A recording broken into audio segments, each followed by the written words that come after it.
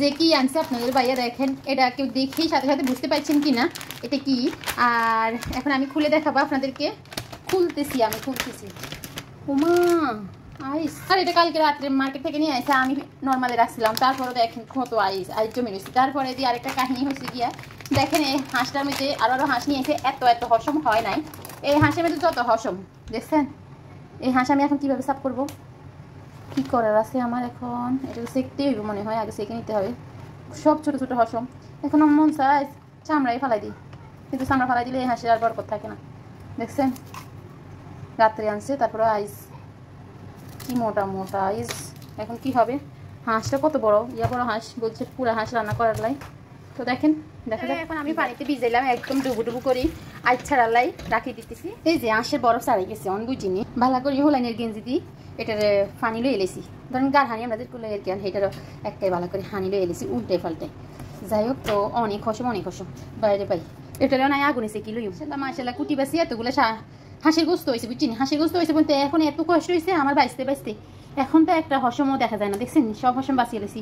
যাই এত কষ্ট হয়েছে। আর ভাই এসে এক ধরনের হাঁস খাওয়ার খোর। এত হাঁস খাইতে পারে মানে কেউ দেশে যাক আর মানে জান শুনলে হয়েছে এই লোকের হাতে আমি হাঁস আনাবো, আমি হাঁস খাবো, আমার হাঁস খেতে মন চায়। বেকেরাতে আবার কিন্তু হাঁস আনে না, এনাই তেল দিছি পরিমাণ মতো। বেকেরাতে কিন্তু হাঁস আনে না, যার লগে হাতে ভালো একটা সম্পর্ক আছে হেরেই কইব ভাই একটা হাঁস আনিয়েন, 2টা হাঁস আনিয়েন, 3টা হাঁস আনিয়েন, এই অমুক হাঁস আনিয়েন, তমুক হাঁস আনিয়েন, মানে এত হাঁস খোর। এখন আমি কিছু লবণ দিই, এই যে মাখিয়ে নিতেছি আর কি। একটু হলুদও দিয়ে দিছি, লবণ আর হলুদ দিই। এগুলারে আমি এখন তেলের মধ্যে ফ্রাই করব, যেহেতু এগুলো বিদেশি হাঁস। তো এই হাঁসগুলারে ফ্রাই করলে খাইতে ভালো লাগে, গন্ধ থাকে না। মাঝে মাঝে ছেলে মেয়ের বাবারে কই তুমি যে এই যে লোকজনের রাতে হাঁস আনতে কো, এরা কিছু করতো না, এরা কিছু মনে করতো না হাঁস কাটা কুড়া বাসা এগুলো কি কম সহজ কথা? এগুলো কি অনেক কষ্ট হয় না?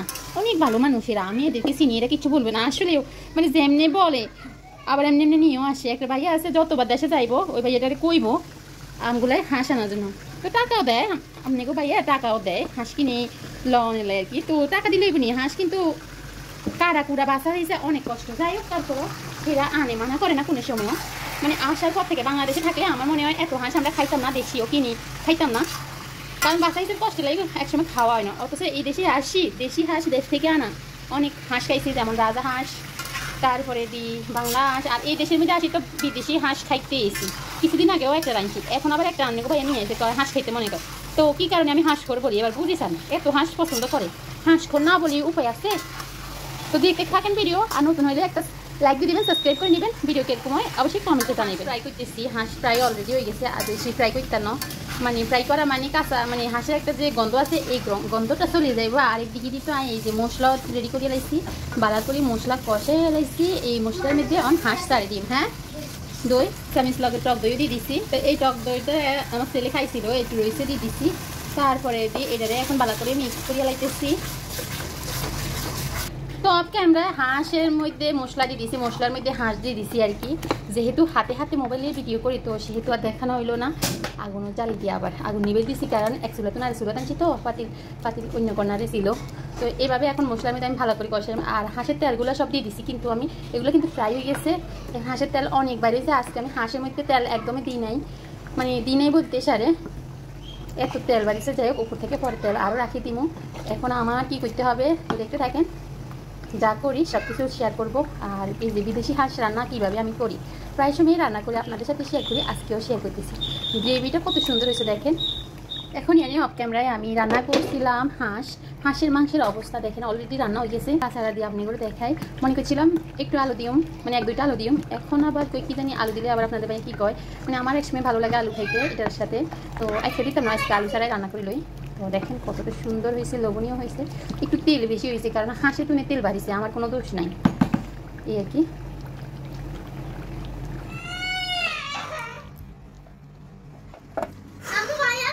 দুষ্টমি করেছে তোরা খাইতে কয়। এটা হচ্ছে হাঁসের মাংসের ফাইনাল লুক, কত সুন্দর হয়েছে, মজা হয়েছে নি? কে কে হাঁসের মাংস খাইবো আগে বলো, কে কে খাইবো? আলাদা নি আমি তো ভাত খেতাম না, রুটি খেতাম না, গাইড কিরম সে হাঁসা কথা যে রুটি খাইতে মনে হাঁসা লাগে কথা তাই না? আমার নাম একটু লেবু দাও। চামচ কিনে দেয়া লেবু রস দিয়ে খেতে দেবো তুমি গেছো না সাইড দাও ইন্দিরা রস সালাদ মরছেন কি এনে খায় না রান্না করে খায় অন্য খা এনে খাইতে পারে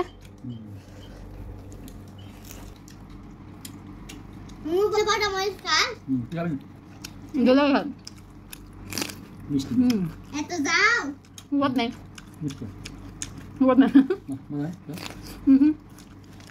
টেস্ট নাই এগুলো এনে ইয়েলো কাটি কেটে দেয় এই যে বিপ টিপ রান্না করতেছে বিপের ইয়া এটা কি জানি কা কি মা এটা সালাতে খালি মজা হয়েছে এর মধ্যে দেয় দিছে আফগানি তারপরে দি মাসরি রাশিয়ান বাস এখন রাজু ভাই জানা রাজু ভাই জানা মারি না খাইবে তাকে ভিডিওর মধ্যে দেখছে কি তারা এগুলো কি মা লাগে দেয় সালাদ টালাদ খায় কাজ ভাই না খা তুমি এসে তুমি এসে আশ কর আশ খাতক তুমি আশ দাও দিব তোমার তো ভালো লাগে কেন আবার এম কর কই যত দিব তত ভালো লাগে